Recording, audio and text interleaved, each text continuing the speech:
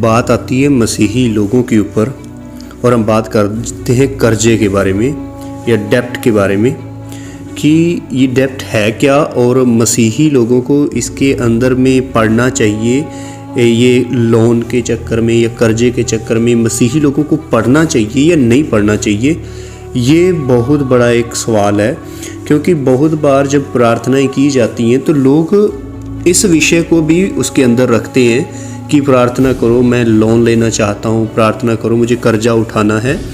तो मैं चाहता हूँ कि आप लोग इस बात के बारे में, कर्जे के कॉन्सेप्ट के बारे में, डेप्ट के पूरे कॉन्सेप्ट के बारे में समझ लें कि बाइबल इसके बारे में क्या कहती है, आपको क्या करना है, और उसके बाद मैं अपनी राय भी आपको दूंगा कि आप लोग किस तरह से इस चीज़ के बारे में सोच सकते हैं और आगे बढ़ सकते हैं। तो मैं चाहता हूं कि जो भी बातें आज की जाएं, आप इसको पूरे ध्यान से समझें, इन पूरी बातों को समझें, सोचें। अपनी बाइबल अपने पास रख सकते हैं, आप नोट बना सकते हैं, ताकि जो भी बात हो आप उसके बारे में एक अच्छी अंडरस्टैंडिंग पा सकें और आप कर्जे से भी आज़ाद हो सकें और आपको पता चल सके कि क्या ये पाप है इसके अंदर पढ़ना, या फिर क्या मुझे इसके अंदर होना चाहिए, ये चीज़ें मुझे करनी चाहिए या नहीं करनी चाहिए एक मसीही होने के नाते।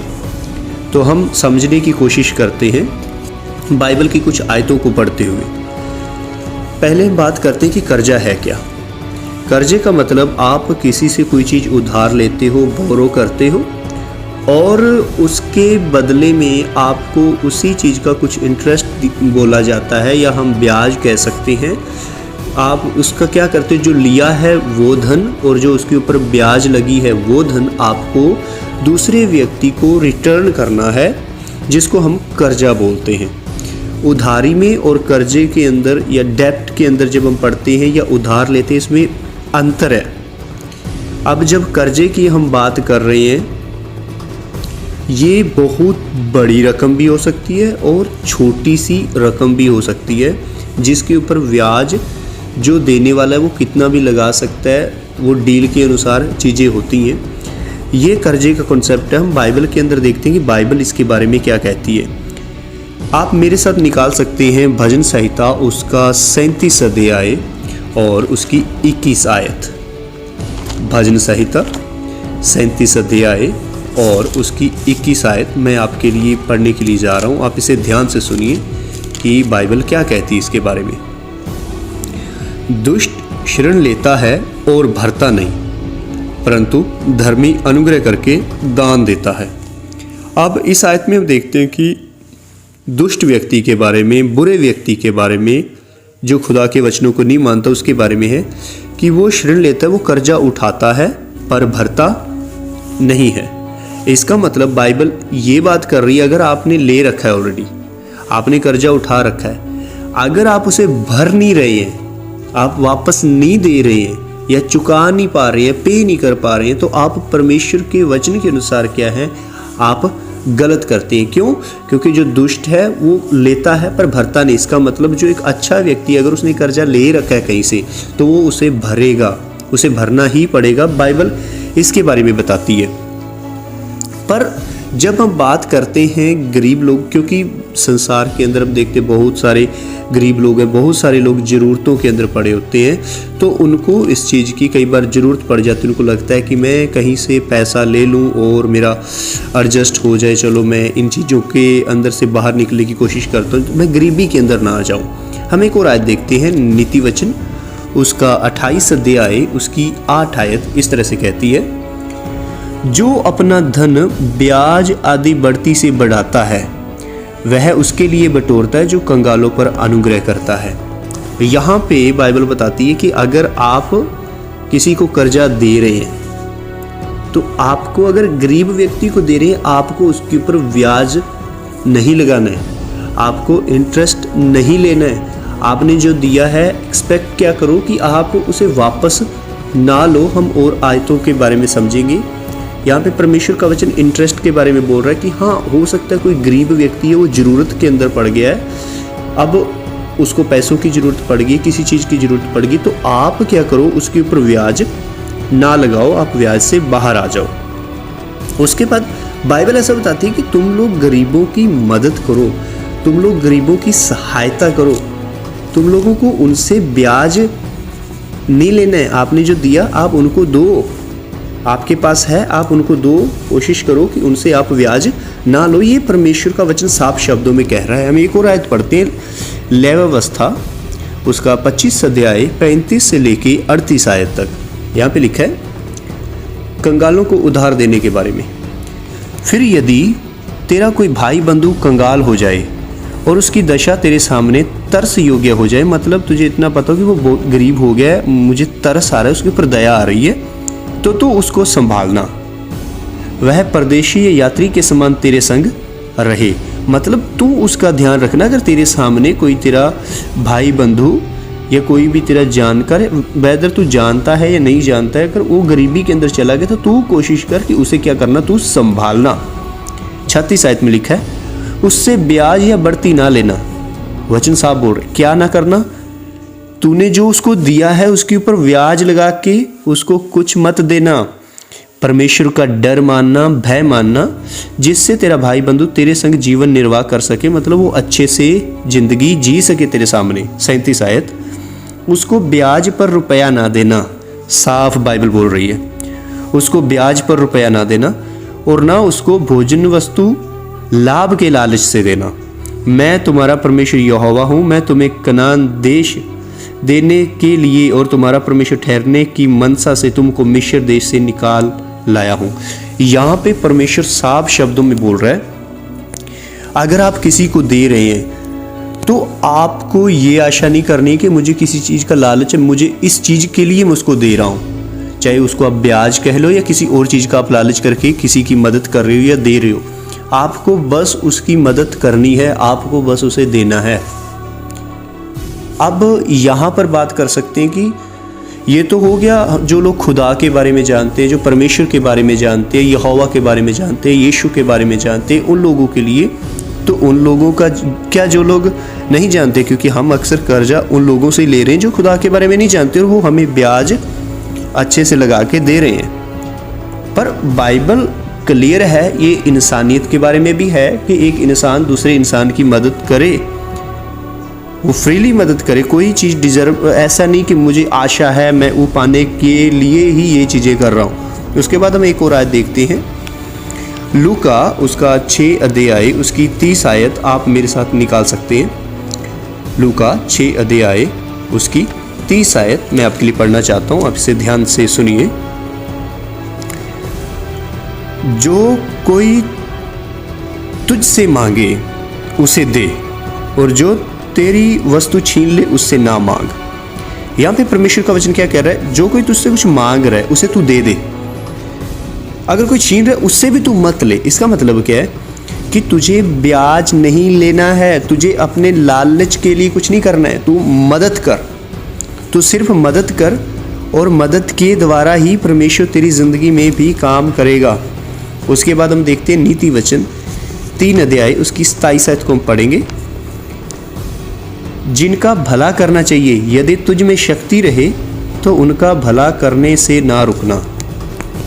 अक्सर ब्याज के ऊपर पैसा कौन उठाता है या कर्जे के नीचे कौन लोग जाते हैं, वो लोग जो गरीब हो चुके हैं, जिनके हाथ में कुछ नहीं है।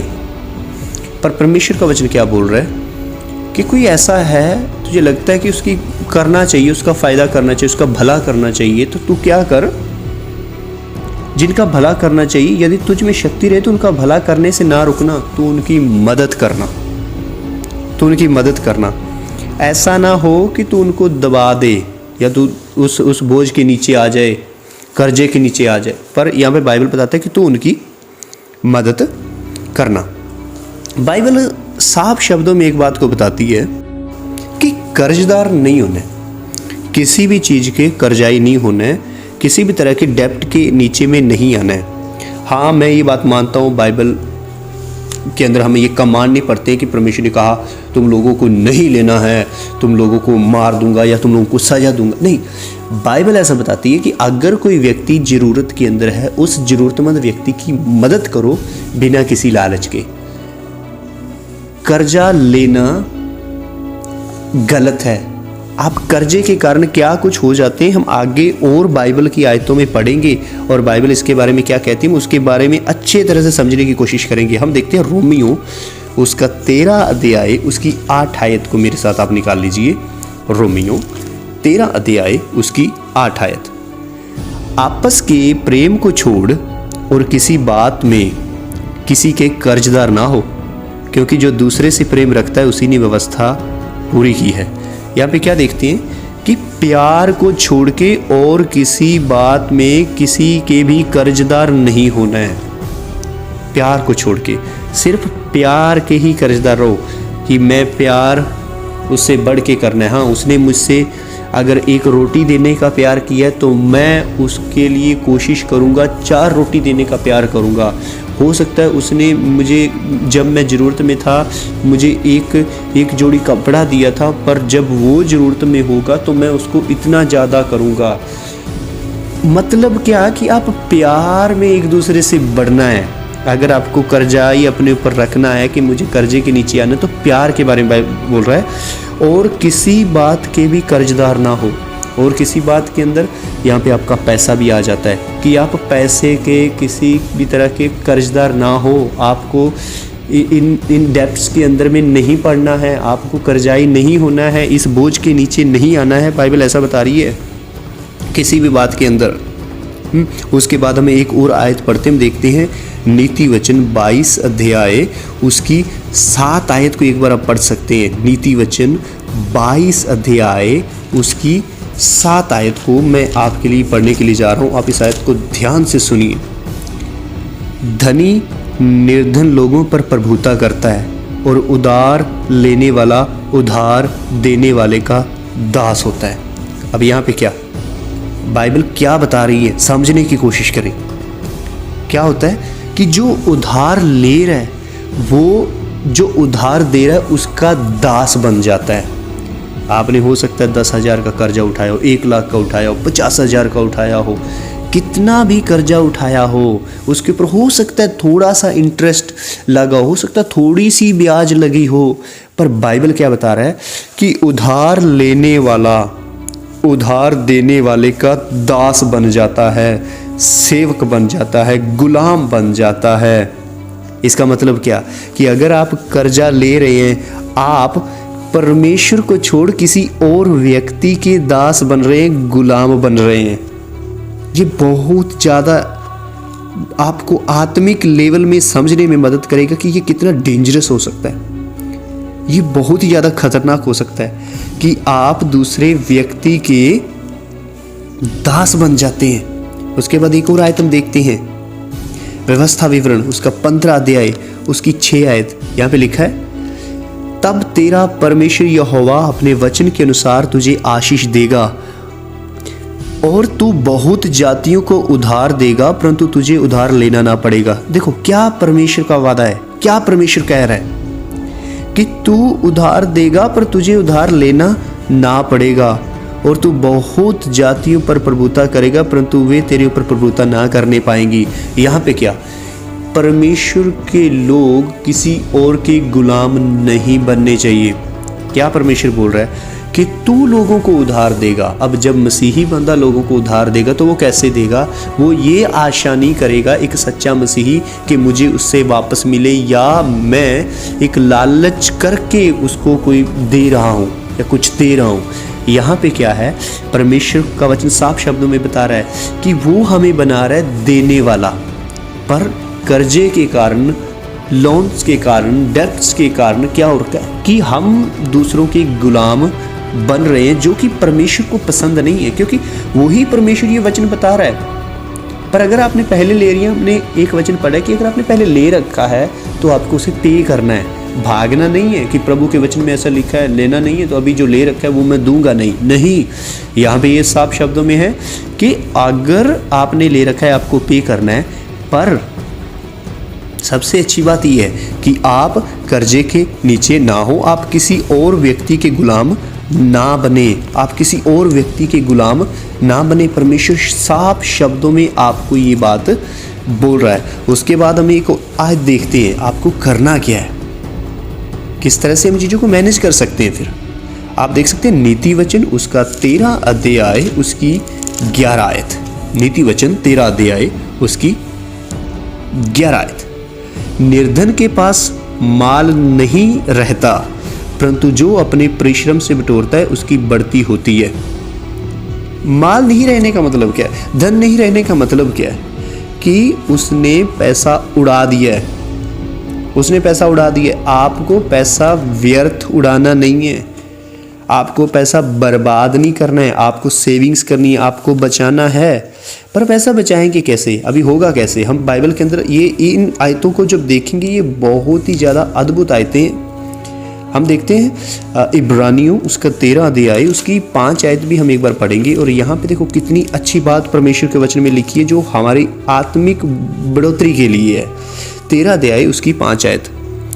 तुम्हारा स्वभाव लोभ रहित हो, तुम्हारा स्वभाव लोभ रहित हो, और जो तुम्हारे पास है उसी पर संतोष करो, क्योंकि उसने आप ही कहा है, मैं तुझे कभी न छोड़ूंगा और ना कभी तुझे त्यागूंगा। देखो क्या परमेश्वर बोल रहा है, तुम्हारा स्वभाव कैसा होना है? लोभ रहित। माया के झंझट से, पैसे के लालच से आपको बाहर आना है। बहुत सारे लोगों की ये आदत है, उनके पास है फिर भी वो कर्जे के अंदर पड़ जाते हैं, वो लोन्स के अंदर पड़ जाते हैं, वो डेब्ट्स के अंदर पड़ जाते हैं, जो उन्हें विनाश की तरफ लेके जाता है, जो उनके लिए गलत हो जाता है। वो फंस जाते हैं उस चीज़ के अंदर, क्योंकि आप दूसरे व्यक्ति के गुलाम बन रहे हैं। पर परमेश्वर का वचन क्या कह रहा है? आपका जो स्वभाव है, आपको लोभ रहित रहना है, आपको इन चीज़ों के अंदर पड़ना ही नहीं है। उसके बाद हम मत्ती के अंदर जाएंगे। मत्ती 6 अध्याय उसकी 24 आयत को भी एक बार पढ़ेंगे। यहाँ पे लिखा है, कोई मनुष्य 2 स्वामियों की सेवा नहीं कर सकता, क्योंकि वह एक से बैर और दूसरे से प्रेम रखेगा, यह एक से मिला रहेगा और दूसरे को तुच्छ जानेगा। तुम परमेश्वर और धन दोनों की सेवा नहीं कर सकते। अगर आप लालच के अंदर पड़ चुके हैं, आप परमेश्वर के सामने गलत कर रहे हैं। अगर आप कर्जे के नीचे पड़ चुके हैं या पढ़ रहे हैं, हाँ हो सकता है आपको परमेश्वर के वचन का पहले पता ना हो, इसलिए आप पढ़ गए हैं, उसके बारे में प्रभु ने आपको एक रास्ता दे दिया। वो ये है कि आपको पे करना है, आप उसे पे करो और उस चीज़ से बाहर आओ और आगे को आप उस चीज़ के अंदर ना पढ़ो। पर अगर आप अब प्लानिंग कर रहे हैं या आप पढ़ना चाहते हैं, तो परमेश्वर का वचन आपको चेतावनी भी दे रहा है, किसी इंसान के गुलाम ना बनो, किसी इंसान के दास ना बनो, क्योंकि जो उधार लेता है वो उधार देने वाले का दास बन जाता है। अब आपको क्या करना है? सबसे पहले ज़रूरतमंद हैं, हाँ कई बार हमारी ज़रूरतें बहुत बड़ी होती हैं, हमें समझ नहीं आता क्या करें, पर परमेश्वर का वचन हमें कुछ ऐसी बातें बता रहा है कि अभी हमें करना क्या है, अभी हम कैसे अपनी ज़िंदगी को जी सकते हैं, अभी हम कैसे आगे बढ़ सकते हैं। हम एक आयत को पढ़ेंगे। यहाँ पे लिखा है याकूब की पत्री 1 अध्याय उसकी 5 आयत। पर यदि तुम में से किसी को बुद्धि की घटी हो तो परमेश्वर से मांगे, जो बिना उलाहना दिए सब को उदारता से देता और उसको दी जाएगी। आप अपने इन सारे विषयों के लिए परमेश्वर से बुद्धि को मांगे, परमेश्वर से समझ को मांगे। कहें प्रभु मुझे तेरी समझ की ज़रूरत है, मुझे नहीं समझ आ रहा कि कैसे करना है, मुझे नहीं पता चल रहा कि कैसे मैं अर्निंग करूं, मुझे नहीं समझ आ रहा है कैसे मैं मेरा घर चलाऊं, मुझे नहीं पता। तू मुझे बुद्धि दे, तू मुझे समझ दे। पर एक बात तय है कि प्रभु मैंने तेरे वचन से सीख लिया है कि मैं कर्जे के नीचे नहीं पड़ूंगा, मैं कर्जे के नीचे नहीं पड़ूंगा, मैं किसी भी मनुष्य का दास नहीं बनूंगा। आपको परमेश्वर के आगे प्रार्थना करनी है। सबसे पहले आपको परमेश्वर के आगे प्रार्थना करनी है। उसके बाद हम देखते हैं फिलिपियों 4 अध्याय उसकी 6 आयत। इस तरह से लिखा है, किसी भी बात की चिंता मत करो, परंतु हर एक बात में तुम्हारे निवेदन प्रार्थना और विनती के द्वारा धन्यवाद के साथ परमेश्वर के सम्मुख उपस्थित किए जाएं। आपको क्या लगता है, जब आप प्रार्थना के अंदर अपने विषयों को रखेंगे, चाहे आपका कोई भी मसला हो, कोई भी एरिया हो जिसके अंदर आपको लग रहा है कि मुझे पैसों की बहुत ज़्यादा ज़रूरत है, आपको क्या लगता है, क्या परमेश्वर आपके लिए दरवाजे नहीं खोलेगा?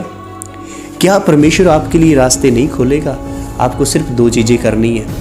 परमेश्वर से बुद्धि को मांगना है, उससे प्रार्थना करनी है कि प्रभु मुझे नहीं समझ आ रहा मैं क्या करूं, मुझे नहीं समझ आ रहा मैं कैसे आगे चलूं, तू मेरी मदद कर, पर मैं इन चीज़ों में नहीं पड़ना चाहता।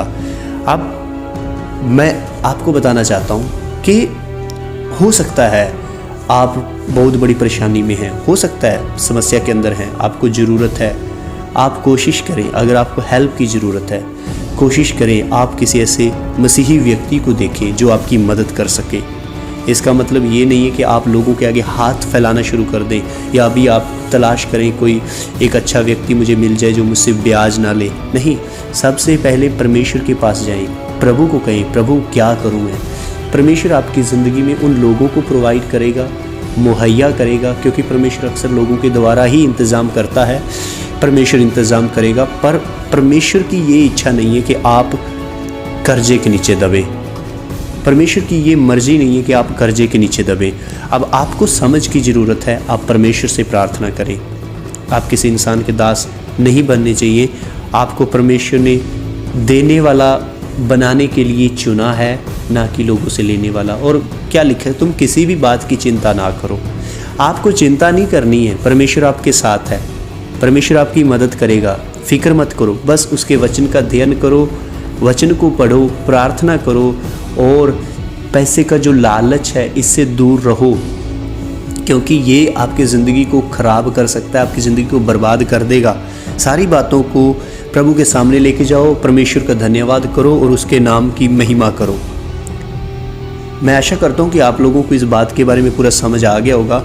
और मैं आपको बताना चाहता हूँ मेरी जो पर्सनल राय, मैं परमेश्वर के वचन से क्या चीज़ों को समझता हूँ, वो ये है कि अगर आपने ले रखा है आप उसको पे करें। अब आगे को आपकी जो भी ज़रूरत है उस चीज़ों के लिए आप परमेश्वर से प्रार्थना करें। प्रभु को कहें, प्रभु तू मुझे बुद्धि दे, समझ दे, क्योंकि मैं इन चीज़ों के अंदर नहीं पढ़ना चाहता हूँ। अब बात करते, क्या ये पाप है? हो सकता है ये पाप ना हो, पर ये आपको गुलाम जरूर बनाएगा। क्या परमेश्वर ने इसकी आज्ञा दी कि तुम्हें नहीं करना? परमेश्वर ने ये आज्ञा नहीं दी कि तुम्हें नहीं करना है, पर परमेश्वर ने ये कहा है कि ये करोगे तुम फंस जाओगे। परमेश्वर ने ये कहा है कि मैं तुझे ब्लेस करूँगा, पर ये शॉर्टकट जब आप देखते हैं हेल्प पाने के लिए, मदद पाने के लिए, तब आप फंस जाते हैं। आप परमेश्वर की सामर्थ्य के ऊपर भरोसा नहीं रखते हैं, क्योंकि उसने कहा मैं तुझे देने वाला बनाऊंगा। तो मैं चाहता हूं आप इस फैसले को लें, प्रभु के वचन को ग्रहण करें, प्रभु के वचनों के ऊपर विश्वास करें कि उसने मुझे देने वाला बनाया है। मैं लोगों को दूंगा, पर मैं कभी किसी से मांगूंगा नहीं, क्योंकि परमेश्वर ने मुझे इसीलिए चुना है। मैं चाहता हूं आप अपनी आंखों को बंद करें। मैं आपके लिए प्रार्थना करने के लिए जा रहा हूं। प्रभु जी, मैं तेरे नाम में प्रार्थना करता हूं, जो भी व्यक्ति इन बातों को सुन रहा है उनकी ज़िंदगी में आप अनुग्रह करें, आप कृपा करें, अपनी भलाई को प्रकट करें। तेरी दया, तेरी कृपा इनकी ज़िंदगी में बनी रहे। प्रभु जी, कर्जे के बारे में जो भी कंसेप्ट था, जो भी बातें तेरे वचन में लिखी थी, मेरे परमेश्वर, हमने उसके ऊपर डिस्कस किया। और मेरे पिता, मैं प्रार्थना करता हूँ तेरे वचनों के द्वारा जो हमने पढ़े हैं, तेरे बच्चों की ज़िंदगी में तू अनुग्रह दे, मदद और सहायता कर, कृपा कर, अपनी भलाई को प्रकट कर। मैं धन्यवाद करता हूँ प्रभु, आपने मेरी प्रार्थना को सुना और उत्तर दिया। यीशु मसीह के नाम में मांगते हैं, आमीन। परमेश्वर आपको आशीष और बरकत दे।